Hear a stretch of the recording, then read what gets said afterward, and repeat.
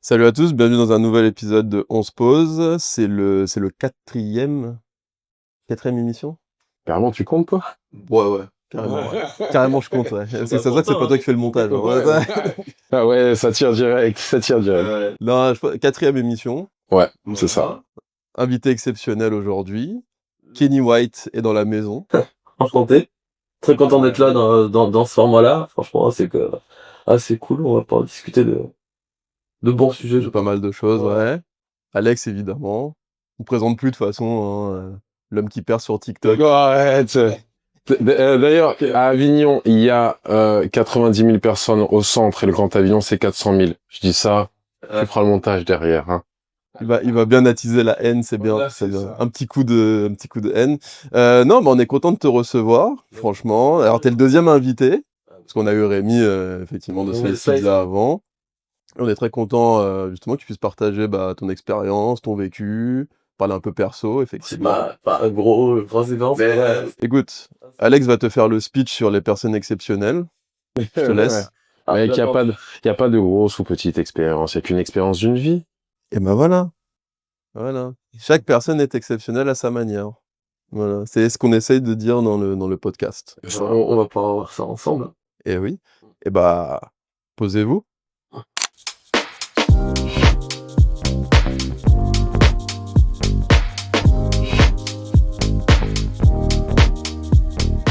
Bon, on met les pieds dans le plat, direct. Je te laisse poser la question, Oui. tout de suite.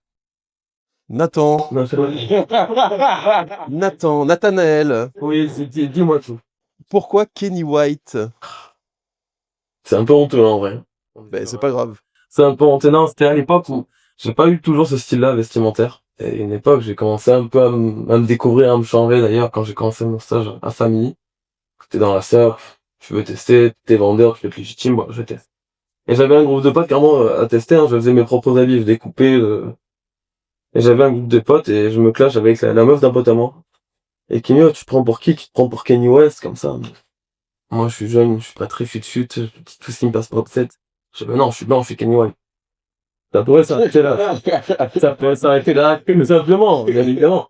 Le truc, c'est que moi, à l'époque, bon, déjà, c'est pas mon idole, cette personne-là, mais en plus de ça, c'est que T'as le droit de dire que c'est plus, hein, parce Non, mais que Ouais, ça, il y a eu un petit rétropédalage. parce que- Je suis d'accord avec toi. Je suis d'accord avec toi. T'as le droit de dire que c'est plus, t'as le droit de dire que c'est plus parce que pour ma part, c'est le cas. Tu vois? Je respecte l'art de la personne. La personne, par contre, aujourd'hui, je ne la respecte. Les œuvres qu'il a pu sortir et que j'ai apprécierai toujours puisque je fais la dissociation. Mais pour le coup, ça n'a jamais été mon idole et même dans les idées, même à l'époque, je n'ai jamais partagé ces idées dans le sens où il est trop border. Mais le plus important, là on voit que je ne connaissais pas cette personne-là et que c'était pas mon idole, c'est que je ne savais même pas comment ça s'écrivait. Pour moi, Kenny s'écrivait K-A-2-N-Y et pas Kanye. Donc par exemple quand je cherchais sur YouTube, c'était que déjà je le trouvais pas, ou sur mes photos d'en dessous, et du coup j'ai gardé ce nom-là. Et par la suite, en fait, j'ai commencé à développer des petites vidéos sur Snapchat où je faisais un peu le con. Et il y avait cette étiquette-là de Kanye White que j'avais mis parce que je savais pas quoi mettre. Et en fait, tout ce que j'ai entrepris, tout ce que j'ai fait, ça m'a toujours suivi. Petit à petit, en fait, les gens m'appellent comme ça maintenant. Et il y a même plus de prénom. En vrai, c'est stylé, il le porte bien, genre. En vrai, ouais. En vrai, ouais. Si c'est validé par la street. Non, mais pour moi, parce qu'on est la street. Ah non, Ok. Qu'est-ce que ça veut dire? non, par la street, ça veut dire Monsieur White. plus communément par les gens qu'il faut respecter dans le milieu. Bien rattrapé. Bien rattrapé. Je vais l'appeler le chat, hein, Bien rattrapé, voilà. bien rattrapé. On propose de mettre un petit peu le cadre. Donc moi, quand on a des guests, comme on l'a fait dans le premier épisode, c'est qu'on fait un petit soin du visage concocté par mes soins, pendant lesquels on aborde la problématique. Donc on avait commencé à parler, toi et moi, de se comparer. Et en fait, c'est pour ça aussi qu'on t'a fait venir, parce qu'on voulait... alors, on va parler de ce que tu fais, ou tu vas parler de ce que tu fais, en général. Libre à toi de parler de ce que tu veux. Et la comparaison, c'est quelque chose qui est très présent dans nos vies et qui touche, je pense, des questions de self-esteem, on va dire ça comme ça. Et en fait, on aimerait bien avoir ton prisme, toi notamment, dans le monde de la musique. Ouais. Tu travailles dans le monde de la musique, pour ceux Et qui des ont la ref. soirées? Si vous n'avez pas la ref, hein, tu travailles dans le monde de la musique, Non. À Montpellier, la dame, c'est pas ça. on fera un montage. Le rythme est bon, hein. Donc, Pas pas du musique, non. Donc voilà, donc moi je vais commencer ma cuisine et Thomas va te cuisiner. Bah ouais, bah alors du coup, qu'est-ce que tu fais dans la vie? Tiens, pour les gens qui te connaissent pas, Dans la vie, je suis fatigué. Fatigué et je dirais, non, bon, comme plus en tant que DJ. Ouais. DJ et création d'événements, on a créé avec mon meilleur ami un festival qui tourne un peu dans le sud, c'est bien donc. Et, mais quand on a quitté nos jobs à côté, on s'est permis de faire un peu tout et rien. Donc on fait aussi de la vie, enfin je fais de la vidéo avec un autre collègue, on va faire de la communication, de la DA. Oh, c'est kiffant ça. Qu'est-ce qu'on peut faire? En fait, tout ce qui est lié à la création aujourd'hui, je me lève et juste je réfléchis à créer des choses à imaginer. En gros. En gros, et c'est combien de personnes à peu près qui viennent te voir Mixer ou Bah les deux. oh, on va dire mixer, ça va dépendre. J'ai des gens, bon, je vais pas citer, je vais pas connaître tous leurs noms, mais qui me suivent assez régulièrement. Et ça me fait très plaisir d'ailleurs, parce que je me sens en sécurité, on va dire, et suivi. On va dire, après, dans les festivals, ça dépend. Sur Meraki, la plus grosse date qu'on ait faite, on était à 850 personnes. Ouais, quand même. C'était pour le Nouvel An, c'était assez cool. Et après, non, on est sur une moyenne de 500 à 600 personnes qui nous suivent. Et après, il y a les gens qui nous suivent, mais de loin, qui apprécient, on va dire le contenu vidéo ou le style qu'on peut proposer, l'ambiance. On s'est pote un peu avec des gens assez cool. On rigole pas mal dans ce milieu-là, on va dire. Ouais. Ouais, on se met pas trop de stress avec qui on rencontre ou autre. On se fait kiffer, si ça marche bien, il y a bon feeling, on y va, sinon. Tant pis, hein. Et comment t'as commencé justement à être DJ? C'est venu à quel âge? Oula. La première fois que j'ai mixé et que ça m'a lancé, c'est grâce à un de mes meilleurs amis qui s'appelle Marco. Euh, Pote d'un bar, très tout simple, hein, pote d'un bar qui est devenu assez connu avec lequel je travaille maintenant, la comédie à Venant. On boit un coup tranquille, il n'y a pas grand monde. Et le patron me dit, putain, tu relancer les soirées. Mon collègue, il s'est acheté des petites platines vite fait, que j'avais une enceinte. Ah frérot, lui, il a les platines, il me dit, DJ, vas-y, on m'a pris. Ça soit un peu que je t'ai payé. Et en fait, je sais pas, le fait de faire danser les gens, j'avais ce stress-là de passer devant des gens, en plus d'être payé, tu vois. Le fait que t'es payé, c'est pas en mode tu viens tranquille, même si tu pars, tu te dis, ah, je suis pas payé, mais c'est pas chier, quoi.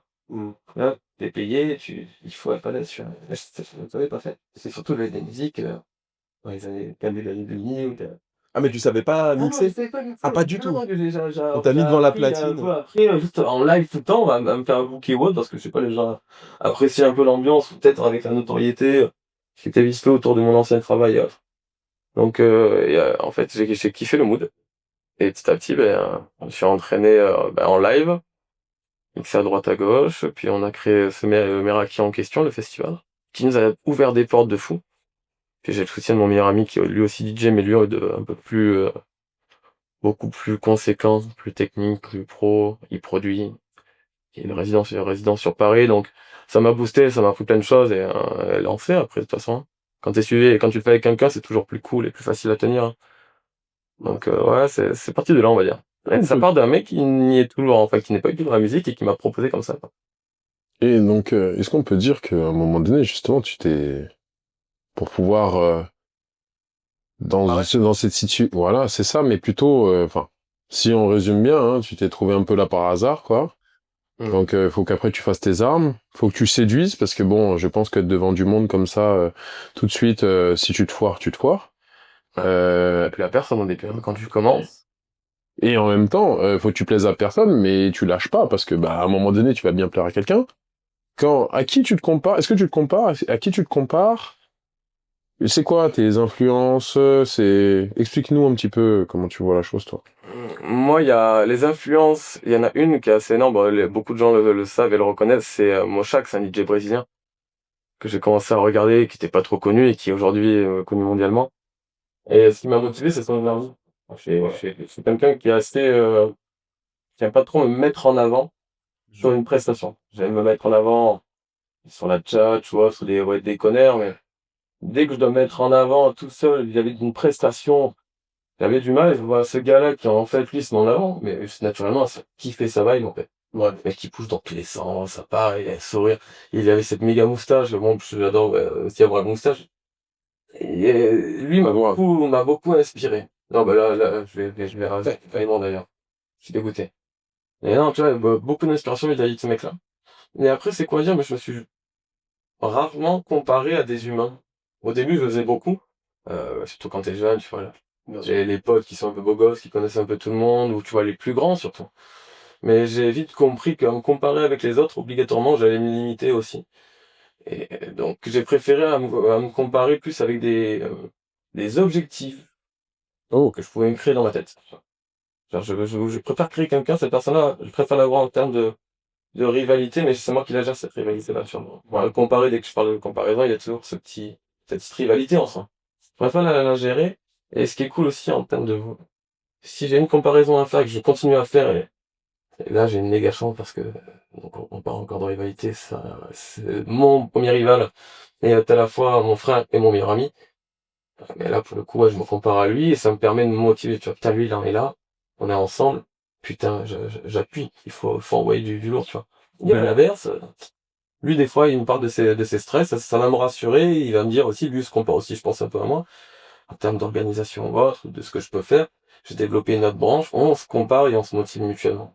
Mais là, si on revient sur la comparaison, je vais avoir, ouais, mon Shaq, moi, mon meilleur ami, mon Bascar, alias Julien. Ouais, sur cette comparaison-là.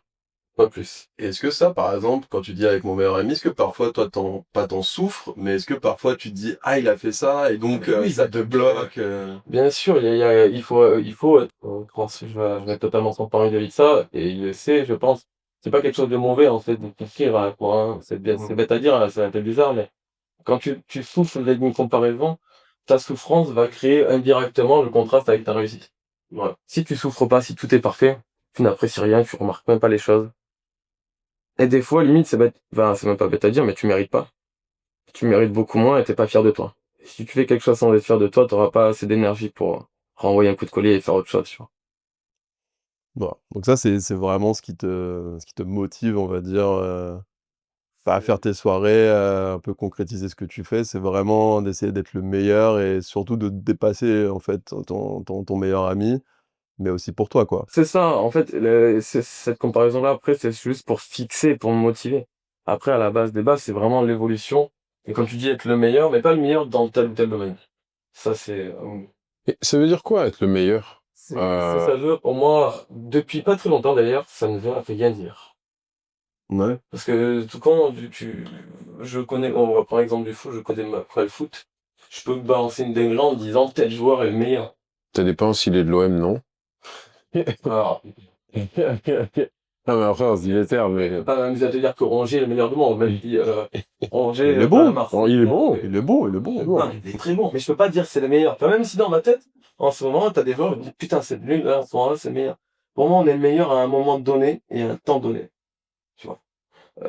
Il y a des gens, ils vont sortir le match de leur vie. On pourra pas les comparer comme on Bah, dit, il y pareil. a des moments où pas tout comparer non plus. Il y a des gens qui seront gênés, qui vont jamais se croiser. Je sais pas combien sur, il y a cette obligation où on se croisera pas tous. Donc autant qu'un mec qui est meilleur, et lui il pense être le meilleur aussi, ils se croiseront jamais, ils pourront jamais savoir. Ils sont inconscients, ils le savent pas, donc. Tant qu'ils le visent bien et que pour eux ils sont le meilleur. Il y a une grosse concurrence, sur Avignon par rapport, toi, bah, à ton métier de DJ, à ce que tu Sur la fais musique? maintenant. Ouais, sur la musique. Parce que moi, en fait, pour te dire, en fait, moi, je suis parisien, je Ouais. suis à Avignon depuis 2 ans et on va dire, moi, je sors plus depuis quand même, peut-être, 5 ans où je mets plus les Ok. pieds dehors, on va dire. Je me suis rangé. Mais, en fait, comment ça se passe justement pour des personnes un peu comme moi? C'est-à-dire que, bah, c'est quoi la scène en fait d'Avignon? Comment est-ce que tu la décrirais? C'est quoi la vibe? C'est quoi tout ça? Parce qu'on s'est pris des commentaires en disant qu'Avignon c'était nul, qu'il y avait rien à faire ici.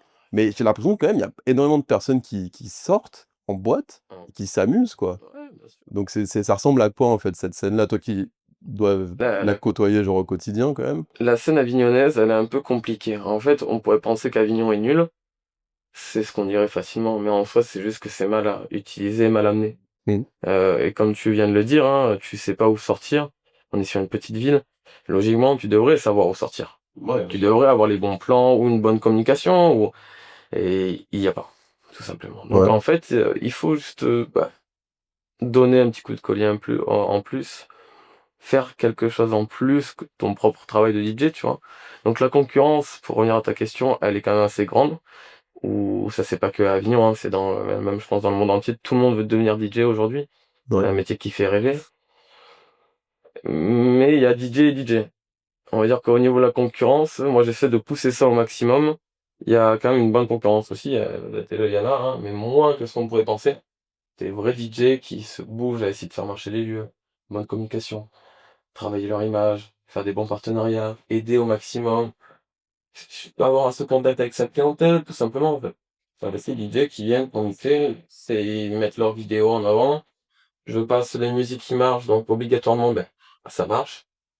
Et je suis la tendance. C'est des DJ, mais c'est pas des artistes, tu vois. Et il y a le DJ artiste et il y a le DJ DJ. Le DJ qui fait kiffer tout le monde est un DJ artiste. Alors c'est le môme un peu quand même. Ah oui. Tu dis, Avignon, petit microcosme quand même si tu partages avec moi le fait qu'on a dit qu'il y a un bassin de culture qui est assez important. Exactement. Mais tu dis qu'il y en a beaucoup qui s'improvisent DJ alors que... Ah oui. Mais je me permets de le dire parce que Ouais. c'est ce que j'ai fait. Ouais. Je me suis improvisé DJ. Je n'ai jamais appris, je n'ai pas fait de solfège, d'instrument, la rythmique, je ne connaissais rien. On m'a positionné là, comme, entre guillemets, comme ce que je peux là un peu balancer, critiquer, en tant qu'un jeune qui ramène un peu de monde, et ça a plu. Et c'est pour ça que je préfère en fait le mettre en avant, parce que c'est quelque chose qui est limite obligatoire au début maintenant, tellement il y a de la quantité. Et je préfère en parler, et vaut mieux, comme on dit, prévenir que guérir. Il faut se bouger pour, si tu veux DJ. Les métiers les plus stylés, on les trouve stylés parce qu'on voit que l'image de ce qu'on dégage. C'est des métiers entre guillemets d'image, hein. Mais quand on montre une belle image, c'est que derrière, il y a des coups de pinceau, il y a de l'énergie, de la souffrance, de la frustration. Je pense que tu demandes à n'importe quel grand artiste, est-ce qu'à un moment de sa vie, il a pensé à arrêter? Il va plus te dire qu'il a plus pensé à arrêter que de réussir, tu vois.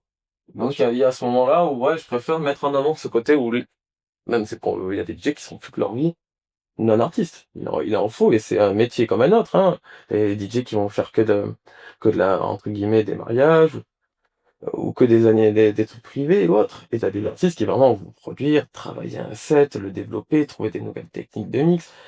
T'es obligé de parler d'une différence. Parce que dans ce métier-là, elle est là. Et après, tu choisis entre guillemets, ton chemin. Soit tu deviens l'artiste, soit tu deviens DJ, entre guillemets, classique. Et je ne crache pas sur ce métier-là. Mais dans tous les cas, je dis on prend le chemin, mais on ne devient pas, on devient pas artiste, on est pas artiste. On est artiste. C'est par l'imagination, de la création et de la prise de conscience sur ces idées.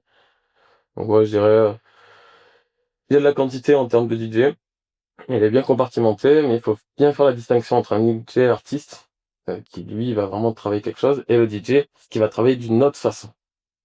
On va dire qu'il va essayer plus de toucher les gens facilement, sur du commercial, mainstream, et derrière, t'as les DJ vraiment qui vont toucher les gens parce qu'ils vont faire découvrir. D'accord. Et toi, t'es plus dans la découverte alors du coup? Moi, j'essaie de faire la découverte. D'ailleurs, j'ai galéré au début, je ne me faisais pas écouter, c'est un peu frustrant, tu fais pas danser. Et c'est ça, il y a des gens qui vont faire danser dès le début, parce qu'ils connaissent les bonnes musiques, ce qu'on appelle les cartouches, tu vois, t'envoies tes bons sons et ça va très vite. Et derrière, à l'inverse, si tu veux faire bouger avec des sons qui ne sont pas faits pour, c'est là où ça devient stylé. C'est là où tu fais découvrir aux gens. Putain, ils sont surpris, ils entendent des sonorités un peu différentes, c'est pas fait pour danser. Et en fait, c'est toi qui les as pris, c'est toi qui les as gérés, tu vois. C'est comme un peu, dans ce que je viens de dire, c'est comme si tu comparais, on va dire, dans un orchestre, le trompettiste et le chef d'orchestre. Ouais. Tu vois. Le chef d'orchestre, lui, entre guillemets, limite, il fait pas beaucoup de bruit, mais c'est lui qui va gérer la rythmique de tout le monde. Le trompettiste fait du bruit, le bruit fait kiffer, et ça fait bouger obligatoirement. Mais il est géré sur un rythme, tu vois. C'est pas lui qui crée le rythme, en gros. Moi, j'ai une question, tu dis beaucoup de choses qui sont hyper intéressantes. Ouais. Et ce que je voudrais savoir, c'est comment toi, tu te retrouves dans tout ça. C'est-à-dire que, en gros, il va y avoir le DJ qui va faire découvrir des choses, la musique un peu passion, il y a la musique un peu commerciale, faut pas se mentir, faut aussi bouffer à la fin du mois. Ah, oui. Toi, comment tu te retrouves dans tout ça personnellement, mais même, on va dire, intrinsèquement? C'est-à-dire, est-ce que lorsque tu peux pas faire ce que tu veux faire, tu te sens vraiment hyper frustré, ou est-ce que quand tu fais ce que tu veux, mais que ça paye pas comme tu voudrais, bah finalement t'es pas frustré parce que t'as pris ton plaisir avant tout? Comment tu te situes en fait dans tout ça? Bah, alors au début, comme tu l'as dit, il y avait une énorme frustration. Bon, moi j'avais la tête dans le guidon, j'étais dans une période pas très ouf de ma vie, donc merci à la fois, parce que ça m'a permis d'être tête dans le guidon. Beaucoup frustré quand j'ai relevé la tête, je vois où j'en étais, ok ça marche, mais encore plus frustré que de base. Et en fait, j'ai compris un truc sur ce métier-là. C'est pour ça que quand je te dis que je critique un peu ce côté-là, des DJ qui sont pas artistes ou autres, mais c'est un métier quand même. Ben ouais, en fait, il faut comprendre que le DJ, peu importe si t'es artiste ou simplement disque jockey à part le son, c'est un métier d'adaptation. Un métier où tu dois avoir de la compassion. T'as une clientèle en face de toi. Je pense que même le plus grand DJ du monde, qui mixe devant 100 000 personnes, si demain il a un anniversaire de 50 personnes, tu le fous devant lui, des papas, mamans, on va dire, je connais pas vos âges, messieurs, je sais que certains sont papas. Ce n'est pas péjoratif, mais et je vais dire, il y aura des sons qui vont te le demander préféré, et le DJ le saura, et saura faire. Ouais. Même si c'est pas son style de musique, il sort de sa zone de confort, il saura faire, parce que c'est son métier. Il doit s'adapter à ce qu'il a devant, réaliser que certaines personnes bougent à telle sonorité, tel son. Tiens, là, j'en vois un peu trop, je vais calmer un peu, remonter. Tu t'adaptes, en fait. Donc, cette frustration-là, en fait, tu dois l'accepter pour évoluer dans ce métier. Donc, en fait, je m'y retrouve en faisant un peu, comme tu disais, un peu tout. Je prends au max de recul et je m'oublie pour me retrouver. Donc, j'oublie mes idées, ce que je veux de base et ce qui me fait plaisir. Et je prends du recul, je ressors, entre guillemets, la tête de l'eau. Je prends une bonne bouffée d'air, qui en fait, cette bouffée d'air-là, juste une simple logique du contexte dans lequel je suis. Et je replonge dedans. Et comme j'ai pris du recul, j'encaisse mieux. Je me permets du coup certaines choses, puisque j'y ai réfléchi dessus, je me suis remis en question. Et après, tu avances. C'est comme ça que je me retrouve. Mais quand on te book, par exemple, pour une soirée, on te donne quand même des indications ou maintenant, en vrai, puisque enfin, tu m'as dit en off que tu étais quand même 2 fois par semaine, on va dire, DJ, Ouais, ce qui moi pour moi me paraît énorme, ouais. quand même, sur Avignon en tout cas. Mais, Il n'y a pas de i Avignon, des fois je bouge un peu. tu bouges un peu, bon, Ouais, voilà. pas bouger de Mais là. tu as des indications ou, toi tu vois effectivement et par ton expérience, tu analyses en fait les gens et tu te dis: «Bon bah, là ça va être ça», Ouais, c'est plus ça maintenant. Mais avant, ouais, il y avait beaucoup de. Quand tu sais, c'est la première fois, les patrons, il y a déjà il y a deux cas de figure. Il y a les patrons qui connaissent et les patrons qui connaissent pas. Les patrons qui connaissent pas, ils vont te dire je veux que ça danse, et même des fois ils vont te demander des choses qui sont un peu illogiques. Mais bon, il y a quand même des demandes. Surtout au début quand tu rencontres la personne, en fait, on t'explique le lieu, l'ambiance demandée, la clientèle. Et en fait, petit à petit, quand on voit que tes soirées elles marchent et que t'as ton style à toi mais que ça marche, mais il faut avoir son style à soi. Ça c'est important. Là on te donne plus d'indication. Là on te fait confiance. Et là, c'est à partir de là où tu prends du plaisir, parce que, bah déjà, c'est comment dire, si ça foire, tu sais que tu peux t'en prendre qu'à toi aussi. Donc tu te remets, t'as une remise en question assez cool. Ça fait toujours un peu bizarre de le faire, mais c'est assez cool, c'est utile quand on prend du recul. Et à la fois, comment dire, ouais, non, je vois sur juste la remise en question vis-à-vis du lieu, ça. D'avoir ce luxe de se remettre en question par rapport à son propre art, et en ayant compris tout seul que t'as merdé. Des fois, le lieu, il est content de toi, hein, et toi, t'es pas content. ouais. Ah oui, il y a des soirées comme ça? Ouais. Ben, parce que le lieu, il va se dire, putain, le fait sport, donc à l'inverse, ils vont voir des gens bouger ou ils ont fait un bon chiffre, ils vont même pas regarder si la musique ou l'ambiance était bonne. Le chiffre est là. Bonne chance à toi, tu te fais pas engueuler. Mais si toi, on te donne carte blanche et que tu fais ton art et que tu vois que ça prend moins ou que tu sens l'ambiance moins cool, là, tu peux te permettre de t'engueuler toi-même. Et ça, c'est cool. Parce que tu te remets mieux en question, t'as pas de mauvais retours des gens et tu fais une bonne introspection vis-à-vis de ça. Finalement, dans la manière dont t'en parles aussi, tu sais, c'est quand même une passion. Au-delà d'un métier, c'est quand même une passion qui est vachement, tu dois tellement être focus sur toi que t'as pas le temps de te comparer en vrai, non? Mais en vrai, c'est pas con ce que tu viens de me dire, j'ai jamais pensé.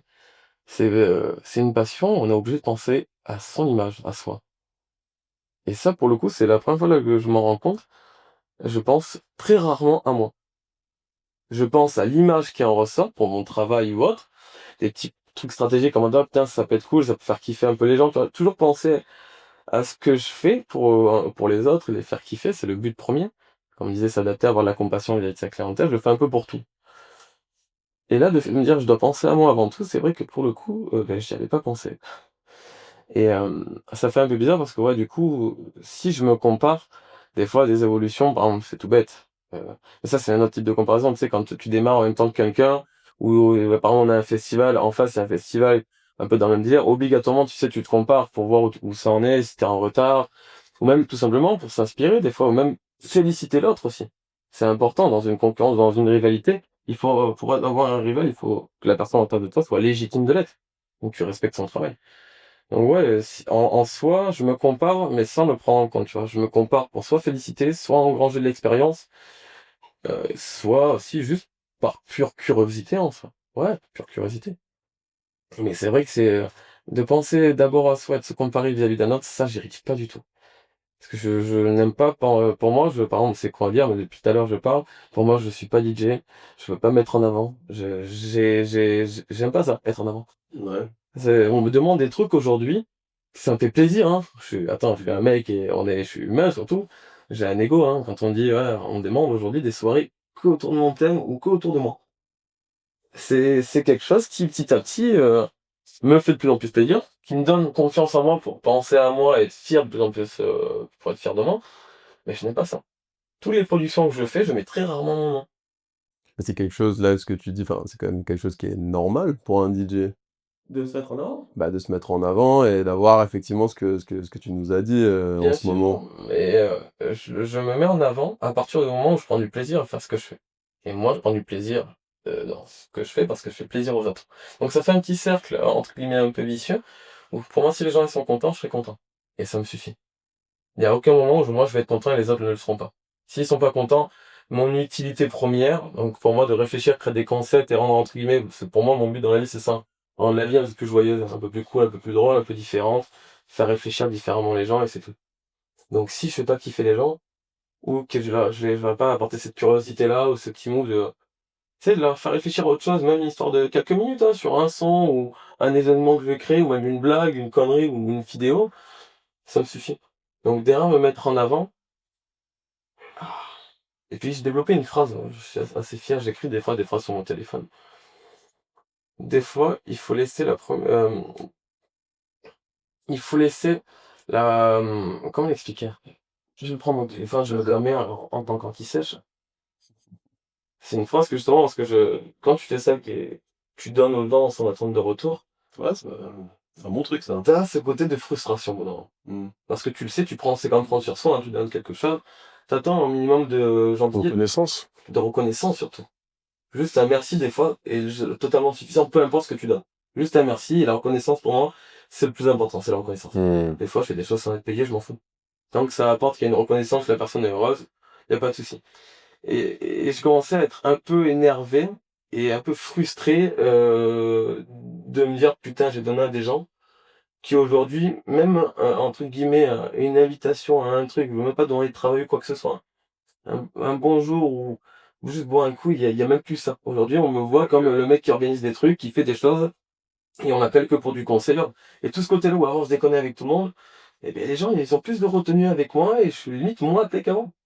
Ah ouais? Ah ouais, je te jure, depuis que... tout comme toi, tu m'avais envoyé un message quand on est parti mixer au Mexique. Et d'ailleurs, ton message m'a fait énormément plaisir. Et d'ailleurs, c'est ça qui m'a fait comprendre que il y avait un mood de passer. Tu m'avais pas envoyé ça, c'était mes vacances, je rentrais comme si de rien n'était.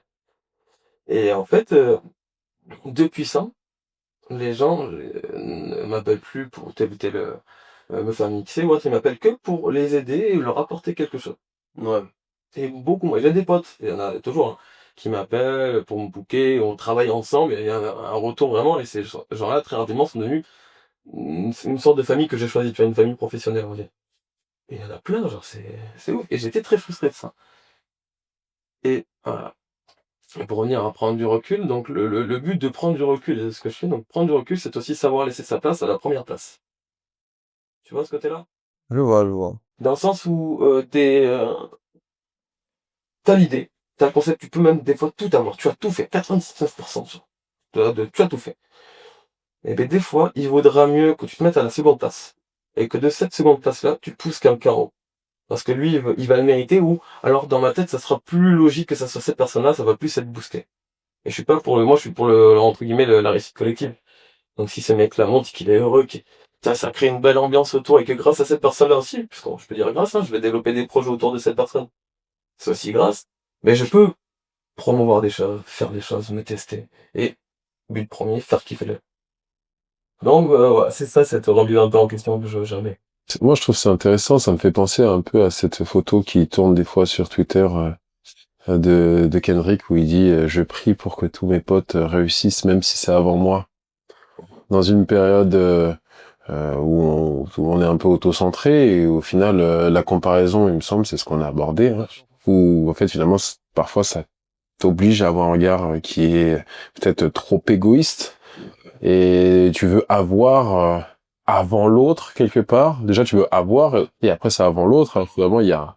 Qu'est-ce que t'en penses, toi, de tout ça? Je te vois pensif depuis tout à l'heure. Moi, je suis pensif parce que je bois tes paroles, Et c'est vrai que ça va beaucoup, littéralement. désolé pour le coup. Non, non, je bois tes paroles parce que Ouais, c'est pour moi, le monde de la nuit, voilà, enfin de la nuit, des festivals, comme tu veux, c'est justement, en fait, j'aurais pensé l'opposé, en fait, de toi, peut-être, de ce que tu as dit, de ah non, mais moi je veux m'extirper, je veux Bah, pas. je veux, Et moi, moi, je trouve ça dingue. Et effectivement, moi, je pense que ça fait écho, en fait, au sujet qu'on avait dit, c'est que moi, je pense qu'effectivement, tu as observé ce qui se passait autour, tu as été investi, parce que tu as commencé sans rien, et en fait, tu t'es intéressé, tu t'es lancé, ça c'est le truc qu'on dit souvent dans l'émission, et qu'effectivement, en voyant tout ce que tu avais, enfin tout le matériel que tu avais, conscient, de ton environnement, tu t'es extirpé et tu es ce que tu es aujourd'hui, et je pense que tu analyses très bien, en fait, ta situation, les paroles des gens, et je pense qu'effectivement, c'est impressionnant de se dire, bah, parce que comme tu dis, tu vois, DJ, la nuit, les bouteilles, c'est un truc qui fait rêver de voilà, base, hein. Donc, qui fait rêver, mais j'aimerais te montrer, qui est hein, aussi, vraiment. qui fait rêver oui et non, parce que tu peux le rêver en disant: «Ah, c'est cool», et après tu peux dire: «Non, jamais, Oublier, c'est le côté c'est» hilar, voilà, c'est ça, et donc toi, tu te dis: «Non, moi, il y a un juste milieu, je sais que je vais faire kiffer des gens, je sais qu'il y a des gens qui vont m'envier, je sais que tout ça», et moi je trouve que c'est, bah, mature, mais c'est très mature, mais c'est aussi très réaliste, et je pense que non, mais c'est vrai, et je pense que ça manque un peu de ce truc-là, et je pense que c'est un beau message que tu dis. En fait, faites vos trucs, mais rendez-vous compte aussi où vous êtes, quoi. C'est pas que, Et cette phrase-là, ça me tue. Et bah, déjà, moi, mes parents m'ont beaucoup tanné avec cette phrase-là. Mais là, que tu le ressens, c'est méga important de regarder où on est. ouais, Il y a des gens qui n'ont vraiment, quand je dis rien, encore une fois, c'est pas péjoratif et c'est pas surtout pour mettre une rareté au métier que je fais. Mais il y a des choses que je fais qui sont, de ce que je vois, très cool. Ça plaît, ça marche. Les gens peuvent, comme je disais un peu tout à l'heure, peuvent te voir un peu stylé. Mais derrière, s'ils savent tout ce que tu fais derrière et c'est comment ça, tu le ressens, c'est ça. ah ouais, moi pour le coup, si on voit ma tête, voilà, ben je dors jamais, je fais que travailler, je fais que bouger, il faut être créatif, t'es à 2 minutes. Ouais, C'est que devant les ordi, puis le soir après, bon, t'as fait toute une journée de taf. Ah, c'est jeudi, vendredi, samedi, bah putain, faut aller mixer jusqu'à 3 heures du matin, ou 2 heures, ou même 5 heures, 7 heures, ça dépend des endroits. Et il faut y être pour dire, j'aimerais être à ta place. C'est bizarre à dire, hein. Il faut y être pour vraiment que ça soit légitime de dire, j'aimerais être à ta place. Pour ça, prendre du recul, regarder où on est, voir ce qu'on a fait, qu'est-ce qu'on aimerait faire, qu'est-ce qu'on aurait voulu ne pas faire. Faire un point sur soi, des fois ça fait du bien. Ça fait du bien. Ça peut faire relativiser comme ça peut donner un coup de boost en mode oula putain, je me suis reposé, il faut que j'y aille là. Et il y a des gens, c'est un peu comme bref, le mood, il y a la trend. Enfin, il s'est assis 30 minutes, et finalement il s'est assis 30 ans, je sais plus quand ça se dit. C'est un peu la même histoire, il y a des gens qui ils se rendent pas compte de là où ils sont, et ils vont rester focus sur quelque chose. sur, ouais, ils vont se comparer, en fait, aux mauvaises choses, aux choses où on va pas, et c'est ce qu'on disait justement à 2. C'est que, parfois tu te compares, mais en fait, tu en sais rien. Et moi, j'avais pris effectivement l'exemple de Jay-Z, où je me disais: «Bah, moi, je me compare à Jay-Z». J'ai encore parlé de Jay-Z dans une émission. Je disais tout le temps, tout le temps. Ouais. Mais je me comparais à Jay-Z, mais j'étais, quand même, au courant de qui j'étais. Mais c'est-à-dire que tu es jamais à l'abri, en fait, d'apprendre, bah, effectivement ce qui s'est passé, même si là, il porte plainte, tout ça. OK, tu as porté plainte, un truc comme je dis, ça veut pas dire qu'il l'a pas fait. Voilà, on va remettre un peu ce truc-là sur la table. Ça veut pas dire qu'il l'a pas fait, même s'il y a une décision de justice. Mais du coup, tu te compares à qui, en fait? Tout peut s'effondrer, en fait, du jour au lendemain, tant que tu connais pas réellement la personne. Et effectivement, toi, tu t'es comparé à ton meilleur ami dans un but, on va dire, compétitif, mais Compétitif, naturel aussi, naturel et par rapport à toi, et donc c'est là où c'est très intéressant, et juste sur un autre ton, je passe un peu du Coca Light, du Coca Lan du Coca Light, j'ai failli dire, hein. Je passe du Coca Light, et je passe du Coca Light, et en fait, c'est quoi pour toi ton anecdote, en fait, de boîte? vraiment genre le the anecdote? Parce que je pense qu'on va tous y passer après, mais c'est quoi, ouais? Bon, déjà, il y a des fameuses anecdotes où tu t'en souviens pas parce que justement, t'as fait n'importe quoi. Et là, Ouais. je pourrais pas les expliquer, j'en suis désolé. Les deux, trois soirées, je me souviens de rien. Juste être réveillé dans un canapé en caleçon. Caleçon changé.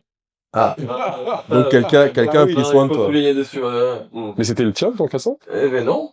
Non, non, en fait, on a fini chez un pote, on était un groupe et tout, et je pense que j'ai dû faire une dinguerie avec une copine, et j'ai dû ramasser le caleçon sur la chambre de mon collègue, j'en ai tout le temps chez eux. Je lui prends un truc comme ça, mais j'étais démarré, j'ai un blackout. Ce qui paraît, tous mes collègues ont failli. C'était ta taille au moins ou... Oui, oui, passant, oui, oui. Au niveau des hanches, ça peut le rêve, bon. Non, non, bon, ça c'est des anecdotes, on va dire un peu border, et forcément j'en ai plus le souvenir, parce que sinon je les ai pas racontées. Non, en bonne anecdote, il y a une date, ma première date en club, c'était à Paris au Silencio. Booké par mon ami Bagheera, DJ aussi, très très bon DJ qui, ça part de nulle part. Le jeudi, je suis à la Comédie, j'adore la Comédie, hein. Mais là, il y avait un stack où c'est l'un des plus gros clubs de Paris, le Silencio, David, la création designé par David Lynch, pardon. En plus, tu vois le truc, tu vois que les photos sont interdites, il y avait plus de chances de croiser un Lenny Kravitz qui mixe que moi, tu vois. En tant que client, même moi, je suis en tant que client, et lui qui mixe, quoi. Et il y avait, en fait, on me book, donc on est 3-4 DJ dessus. Et comme je viens d'Avignon et que sur Paris, je n'avais jamais joué et que j'étais le petit nouveau, quoi, ils ont fait la communication tout autour de moi. La tête du câble, tout ça, je dis à tout le monde, vous montez. J'ai amené mon père, ma belle-mère, ma petite demi-sœur et tout. Et en fait, il y a eu ce moment où j'ai une vidéo où on s'y attendait pas, le club était rempli. Rempli, une ambiance de fou, tout le monde dansait. C'était la première fois que je jouais sur vraiment une vraie régie dans un vrai club, quoi. Et à une vidéo où je balance un remix, je crois, de, tu sais, Somebody Used to Know, là, l'autre. Et je me rends pas compte. Moi, je mixe avec le casque, habituellement juste ça, puisqu'à Avignon, il n'y a pas trop de volume sonore aussi. Un peu compliqué. Par contre, là-bas, le casque, j'en avais pas besoin, et surtout, j'entendais plus rien. Et de retour dans ma gueule, j'étais 2 fois le son que tu vas avoir à Avignon. Ouais. Et j'avais pas l'habitude. J'entends rien, et sur la vidéo, tu vois, même, je me rends pas compte du monde qu'il y a, de l'ambiance générée.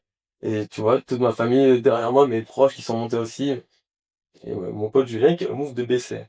Et quand tu baisses, en fait, les gens chantaient, et tu entends les cris. Ça chantait, t'as l'impression que je suis dans le concert, tu vois. Et ça, c'est ma meilleure expérience, mon meilleur souvenir. Ah, c'est une belle histoire. Ouais, c'est mon meilleur souvenir. En plus, devant la famille et tout. Ah, ouais. Il y a un sentiment de fierté, de ouf. Bah ouais. Ah, non, je me suis... Ouais, mais c'est un bon club, le Silencio, j'en ai entendu parler. Et franchement, le style, les toilettes, même le fumoir, t'as l'impression d'être un peu pour moi dans Hunger Games, tu vois. Ouais. C'était hyper futuriste, mais allié avec l'écologie du bois ou autre. Un peu comme ici, d'ailleurs. Ah un peu. C'est les James qui a dit ça? C'est les Brochesses qui ont dit ça. Bon, Alex, pire anecdote. Ah ouais, non, c'est pas même... Tu veux que j'y aille avant, Comme tu veux, comme tu veux. Moi, j'en ai entendu deux sur toi, c'est... Non, non, moi, la pire anecdote, moi, je me rappelle, écoute, on est à Paris, c'était au yo-yo, je crois. Oh. En gros, pour aller au yo-yo, tu vois, il faut descendre, tu sais, t'as des escaliers et tout. Vas-y, on a 20 ans, 21 ans, et maintenant, il y a une badie d'Insta, Lyra Galore, elle était dans l'équipe de Recrass et tout, tu vois. Nous, déjà, tu sais, nous, on était matrixés déjà. On s'est dit, oh, il y a Lyra Galore. Genre, on sait pas qui c'est, en vrai. Bon, juste, on l'a vu dans l'équipe de Recross, on s'est dit, ça y est, c'est quelqu'un. Mais bon, ça, on pourra faire un sujet sur l'image renvoyée. Maintenant, c'est pas, tu sais, on commence la soirée commence et tout. Elle dit, ah, il y a 50 mecs autour d'elle. Enfin, je dis 50, mais je peux pas te dire 50 mecs autour d'elle. Juste pour qu'elle s'assoie, elle a sûrement pris son billet pour se présenter, tu vois, s'asseoir et tout. Nous, on est tous là, waouh, Lyra et tout, non, vraiment. Et puis après, je monte au fumoir. J'avais pas l'impression d'avoir beaucoup et tout, tu vois. Genre, je pensais que... T'as jamais l'impression d'avoir trop bu. Mais l'abus d'alcool est dangereux pour la Pour la santé, évidemment. Les dangereux, ne disait pas, Voilà. les nickel, les lundis, les mardis et les jours fériés. Les gens, maintenant, tu vois, genre, on avait pris des bouteilles et tout ça, machin. Mais vraiment, j'avais vraiment la sensation qu'on avait très peu bu. Et puis, je monte et tout. Au fumoir, je suis en train de fumer, machin, tout ça, etc. Je suis avec une pote à moi, tout ça. Puis d'un coup, j'arrête ma phrase au milieu, tu vois. Mec, j'ai fini en serpillière. J'ai fini en serpillière. Sale. À sale. Genre, en fait, je m'arrête en plein milieu de ma phrase. Je crois il doit y avoir un moment où je bloque. Sauf que du coup, comme je t'expliquais, déjà, tu montes au fumoir. Faut redescendre. Donc moi, je suis avec mes potes. Mes potes, ils savent pas que je suis là-haut, en plus. Ils viennent. Je descends. Bam, ils doivent me récupérer. Faut remonter les escaliers. Ah bah, Mec, peut-être avec ton gabarit et tout. Mon gabarit, et on est devant tout Paname. On est devant tout Paname. Genre, à ce moment-là, tu sais, il y avait grave ce truc de, ouais, qui est qui à Paris, machin, les groupes, etc. Voilà, on sait, en plus, on faisait du basket, donc, mec, devant tout Paname, je me suis fiché d'une manière. Écoute, mon pote, un costaud, Loïc, il m'a soulevé, il m'a aidé à monter. Il m'a déposé comme un sac de riz sur le côté, à côté de la boîte, comme ça. J'étais à mort, comme ça. Et t'as tout Paname qui sort, qui me voit comme ça. Juste après ça, j'ai déménagé dans le sud 3 mois après. Oui. Juste pour ça. Voilà. Donc, Juste pour ça. c'était pas aussi... Moi, j'ai la question méga importante. Est-ce que tout ça s'est passé devant cette fameuse fille qui était si importante que ça? Parce que c'est ce que t'as C'est souligné. qu'il l'a même pas calculé, je pense. Putain, mais attends, ah ouais, putain! Oh my god, Alex! Ah ouais? Vomir devant plein de gens, bon, ça, on l'a tous sur Je sais soi. pas si j'ai, je sais pas si j'ai vomi. Ah, c'est ça, moi, je sais ça. Je sais pas si j'ai vomi. Je crois pas que j'ai vomi. Mais j'étais, Ah, t'as pris. non, j'étais là, tu sais, coulé, filet de bave, machin, ouais. Peu importe. Ouais, non, c'était Ouais, filet de bave, c'est que t'as vomi, mon pote. Hein. Ouais, non, j'ai pas vomi. Je crois pas avoir vomi. Ah. Parce que je me rappelle, après, on a pris un Uber et tout, et désolé, mec. Toi, tu m'en as voulu, toi, c'est sûr. Toi, c'est sûr, tu m'en as voulu, par contre. Toi, t'étais énervé contre moi à la fin de la soirée. Ça, c'est sûr. Voilà. C'est sûr. Là, donc, du coup, c'est pas aussi, aussi beau que, mais bon, on va dire, c'est la jeunesse aussi, quoi. Ouais, nous, on est parti sur les pires anecdotes, quoi. Ouais, quand même. Toi, c'est quoi ta pire anecdote? Parce que là, depuis tout à l'heure, tu penses, j'espère que, ça se trouve, ça fait 1 heure, il est en train de penser à l'anecdote, en fait, tu vois. Je pense qu'il pense depuis un moment. Non, je l'ai trouvé hier et tout, parce que Toi, hier. je peux préparer l'émission quand même, on dirait pas comme ça, mais quand même un peu. Non, alors on est à Paris. Je crois que j'ai 17 ans. Donc évidemment, les boîtes, allez-y à 18 ans. Enfin, j'avais 17 ans, mais c'était l'année du bac, donc j'allais sur mes 18, quoi. Et je crois qu'on fait un anniversaire d'un pote sur une péniche, et où en fait, bah, c'était justement ses 18 ans, et donc il y avait alcool à volonté, il y avait les parents, tout ça, bref. Enfin, pas mes parents, mais les parents. Et c'était rosé à volonté, tout ça. Donc moi, je me démarre. Genre, je me démarre de chez Démarre. En plus, en rosé. En mission. J'avais 17 ans. Ah, 17 ans. Mais, rappelle-toi que Et dangereux pour la santé. Interdit aux mineurs, surtout. Non, mais ça va. Ouais. À part sous les contrôles parentaux, et effectivement, il y en avait. Non, mais je me démarre. En plus, le rosé, ça fait mal au bide. Genre, vraiment, enfin, bref. Et en fait, on est sur une péniche devant le Trocadéro, il me semble. Et après, bah, on a évidemment la bonne idée d'aller en boîte. Donc ouais, on va en boîte, c'est juste en face, on va je sais même pas si ça existe encore cette boîte, mais c'était l'Aquarium de Paris. C'était une boîte où effectivement il y avait l'Aquarium de Paris, enfin il y avait un aquarium et c'était une boîte, quoi. Super joli, tu vois, parce que je suis retourné après et tout. Et en fait, on y va, mais moi je suis mort. Out, total, genre faut même pas compter sur moi, mais j'y vais quand même, tu vois, je suis chaud et tout. On y va, on prend une table et tout, à l'époque j'avais les moyens. Et enfin à l'époque c'était le truc, il fallait pour une boîte. De toute façon on avait 17 ans, donc pour rentrer il fallait une boîte, il fallait une table, pardon. Et donc déjà je pète ça je me souviens, ça c'est la partie que je me souviens. Et je pète ma carte bleue déjà. Qui pète une carte bleue? Parce qu'en rentrant dans le TPE, genre je la plie. En fait. Mais... Tellement genre je suis bourré. Non, mais tu y allais Ouais, voir, mais je sais pas, genre, c'est mon seul souvenir que j'ai, c'est ça. Je plie le truc, en plus on me fait, du coup on m'engueule parce que je connais plus ma carte, parce que du coup il y a un pote qui prend ma carte en mode ah mais c'est quoi ton code? Je dis n'importe quoi, après j'y vais, je la pète et tout, donc déjà je paye pas, tu vois. Ils disent ok, tu vas nous rembourser tout ça. Et en fait bah là arrive le moment fatidique où je ne me souviens plus de rien, où on me raconte quelque chose, et donc effectivement apparemment j'ai blackout complet, que j'ai vomi en plein carré. Sauf qu'apparemment, j'étais tellement incontrôlable que on m'avait amené aux toilettes, sauf que je courais parce que je disais non, je veux vomir dans l'aquarium. et donc j'ai couru. Apparemment, on a dû me stopper. Je dis non. Et en fait, l'espace devant l'aquarium, c'est là où il y a les VIP qui ont vraiment mis des grosses bouteilles. Donc, t'as compris, les plus, des trucs comme ça. Et genre, apparemment, je fonçais. Et genre, je voulais absolument vomir dans l'aquarium. Et j'ai fait chier, genre, mes potes pendant je sais pas combien de temps. Bipra, le... Et, ouais. Et après, là, j'ai un mini souvenir que je suis comme ça dans un Uber. Et après, plus rien. Moi, je viens de me débloquer. Et sauf que, attends, c'est pas fini.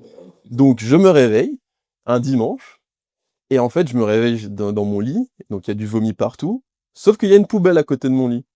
Moi, je me souviens pas comment je suis rentré. Je suis chez moi et tout, et puis en fait, on préparait le bac et donc le dimanche, j'avais des révisions de bac, qui en plus que je devais faire à l'autre bout de Paris et je devais y aller. Je me suis réveillé effectivement 1 heure en retard et tout. Et là, ma mère, bah, ouvre la porte pour savoir, comment ça va et moi, j'ai le réflexe stupide en voyant la poubelle et tout, en disant: «Ah merci maman pour la poubelle et tout» et là, elle me regarde en me disant: «Quelle poubelle?» et là, elle regarde la chambre dans un état parce que j'ai vomi que de d'un côté. Je me suis fait mais engueuler. Ah, mais t'as vomi sur la poubelle, rien? Bah, en fait, c'est moi-même, j'avais posé la poubelle, mais j'avais raté la poubelle, Oui, mais voilà. voilà, genre, il y avait un peu de vomi dans la poubelle, tu vois ce que je veux dire? Dans l'île, Mais moi, je ouais, pensais que quoi. c'était ma maman qui Ouais. qui gentiment, avait posé en mode: «Bon, ça va fiston, on a tous fait ça dans la vie» et en fait, elle est rentrée et elle a dit: «Mais tu es un porc, machin» et genre l'odeur et tout. Moi, je la trouve dure parce que t'as quand même pensé à la poubelle. Bah, c'est ça, c'est ça quand même, maman, j'ai quand même, tu vois? Et après Drake a dit c'est eux pour effort ça. Hein. ah non, mais je te jure. Et après, du coup, bah, j'étais en mode, bah, je peux pas aller aux révisions. Elle m'a dit, bah, tu vas vite y aller parce que, voilà, tu m'aurais pas dit ça, t'aurais pas fait la chambre comme ça. Je t'aurais dit non, t'y vas pas, mais là, t'y vas et tout. Je me suis ramené avec une haleine, un truc. Et effectivement, il y avait quelques potes en plus qui étaient là et tout, et qui m'ont raconté justement ce jour-là ce que j'avais fait. Et donc, c'est là où j'ai découvert qu'en fait, j'aimais bien vomir sur des poissons. Ouais, non. Par produire, évidemment. Ouais, les poissons, aiment bien, je pense. Hein. Non, mais c'est vrai qu'à l'époque, ouais, à l'époque du bac, après le bac, je faisais que sortir et c'est vrai que parfois je me mettais dans des états où aujourd'hui je le fais, mais je suis pas bien pendant un mois, Ouais, quoi. mais maintenant on est vieux mec. Ah ouais, maintenant on est vieux. Tu m'as débloqué le pire souvenir en boîte de nuit. Désolé. Ah, Vas-y. Saint-Tropez. Vas-y. Mais genre, le pire, et franchement, il peut pas. Te rallonge l'épisode rien que pour ça. Ah, franchement, en termes de honte, il peut pas y avoir plus honteux que ça. Franchement, c'est le pire choix du monde. On a Saint-Tropez, je la fais assez courte, dans le contexte. Saint-Tropez, on est 3-4 potes, meilleur groupe de potes, on va mourir. Donc, petit, t'en mets le coup, le plat, tu manges, et après tu fais la langue. Et nous, on était jeunes, là, ouais. Là, on est 18 ans, je pense, 18-19 ans. On y va, on se la pète un peu. Tiens, nous, on boit pas trop d'alcool fort. Par contre, on se prend la grande bouteille, une grosse bouteille de rosé, on se fait remarquer. Et on voulait pas trop se faire remarquer, nous, mais bon. Il est la mec grosse. Mais Pas trop se faire remarquer, mais version boîte. Genre, sachant que tu sais à Saint-Tropez comment il t'apporte la bouteille quand tu Voilà. prends Ah oui, la Big Boss. Hein. C'est pas, bon, à l'époque, il y avait pas encore les cassettes des papels, je crois, mais c'était le truc, quand on y est allé, ça arrive avec les, ouais, ça danse, il y a des mecs qui sont en spartiate, tu comprends pas trop pourquoi, tu vois. Tu tournes pas gladiateur, tu fais le couvre de l'alcool.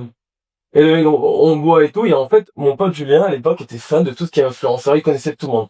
Il avait un radar à ça. Et c'est vrai qu'à Saint-Tropez, à ce moment-là, on croisait beaucoup de rostas ou de petits influenceurs assez cool. Là, il y en avait une qui, en plus, je trouvais cool dans le sens de, j'ai vu après ce qu'elle faisait, qui s'appelait Miss Gloria. C'est une cobla un peu costaud et qui gérait tout ce qui était autour du maquillage, je crois, enfin, truc autour féminin, grave suivi. 1 million d'abonnés sur Instagram, moi je vois ça. Putain, c'est cool. Vraiment à côté de notre table, tu vois. C'est les tables hautes. Il faut savoir, c'est ça cool comme ça. La soirée se passe, ça commence un peu à monter, on se chauffe un peu, on danse, on a un peu l'ambiance. Nous, c'était notre but aussi, c'est de danser, de faire des collègues, on s'amusait, quoi. Et moi, je vais pisser, donc j'ai bu quoi, 2-3 verres, et juste côté quand je vois un peu trop sociable, surtout avec les gens qui sont tatoués comme moi. Et j'ai le mood à leur parler. Et là, il y a un mec qui est tatoué, torse nu, rasé, tatouage un peu chelou, des herbes, de oui, tout ce que tu veux, tatouage un peu, faut le surveiller, tu vois.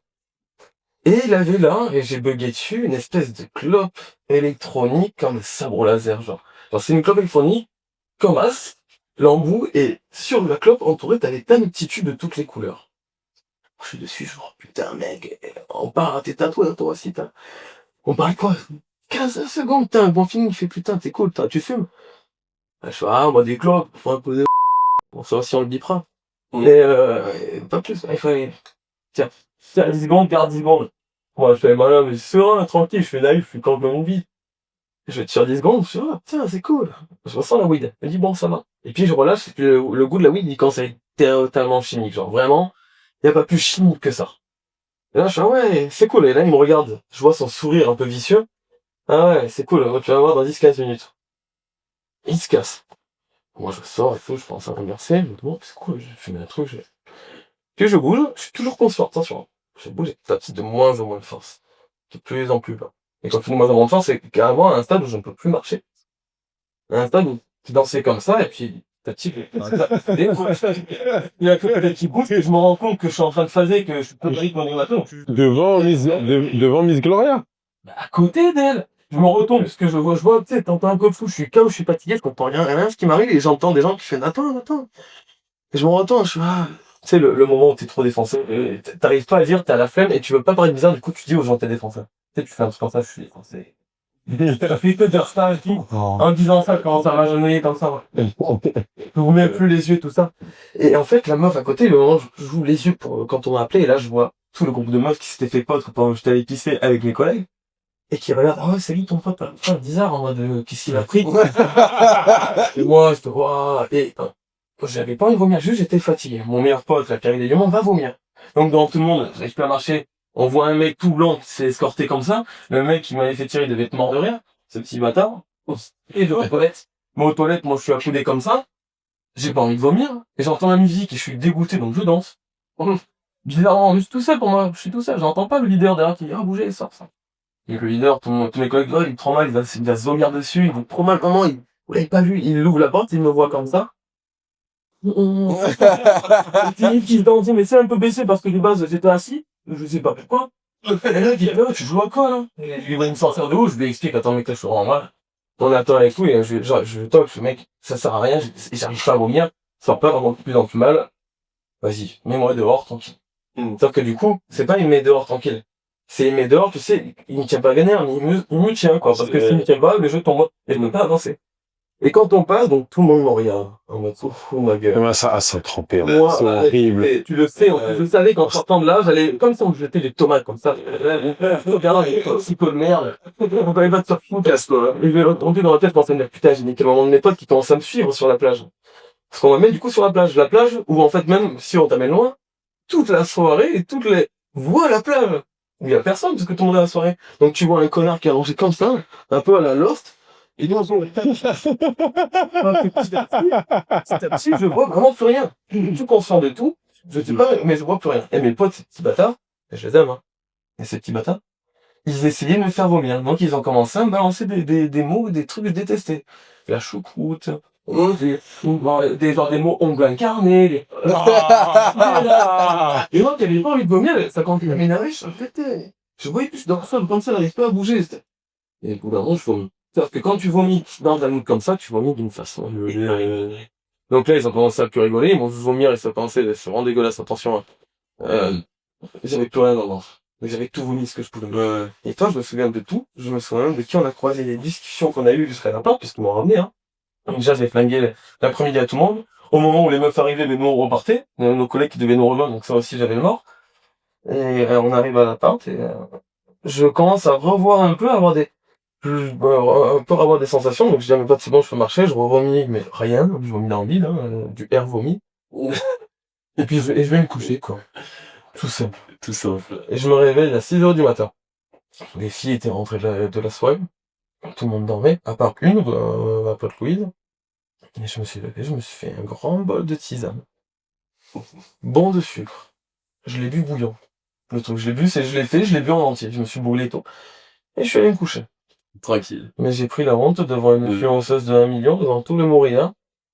Et c'est la pire histoire de ma vie. Je me suis fait droguer. Il vient d'expliquer qu'il a le no pass à Saint-Tropez. Ah ouais, c'est ça, ouais. Du coup, Je me suis retourné, hein. Ouais, bah ça va. Je me suis retourné, mais tu vois, mais c'est même pas parce qu'il y a ça à cause des pâtes aux truffes, je le savais. Quand on dit les truffes, c'était la hype de l'époque, alors je déteste les truffes. J'en ai bouffé peut-être. J'aurais jamais dû. Bah, belle anecdote en tout cas, hein. Ah, mais je me suis bien. Belle émission, hein, franchement. Franchement. Bah, quand tu veux, tu repasses, hein. Après. Moi, plaisir, mec. Il a lu, pareil, c'est ma deuxième passion. Avec grand Quand plaisir. tu veux, on a été content de te recevoir. Et merci à vous les gars de l'invitation. Hein. Et merci de moi d'ailleurs. Ouais. Ah, tu te sens comment, là? Mais franchement, je me sens très bien. Parce qu'en vrai, on parle. C'est vrai. Non, ça, quand t'écoutes pas, d'un coup, ça va être. J'ai fait soin de toi, hein, j'ai fait soin de mamie, ouais. J'ai pas fait semblant. Franchement, j'ai kiffé. Ah, ça va. Bon bah top. T'étais posé? C'était gratuit, hein. Ah! C'était gratuit. Non, t'inquiète. C'est gratuit, c'est pour nous. Si, c'est sympa. C'est ça, c'est pour nous. Bon, bah oubliez pas de vous poser, hein. Posez-vous les gars, franchement, ça fait du bien.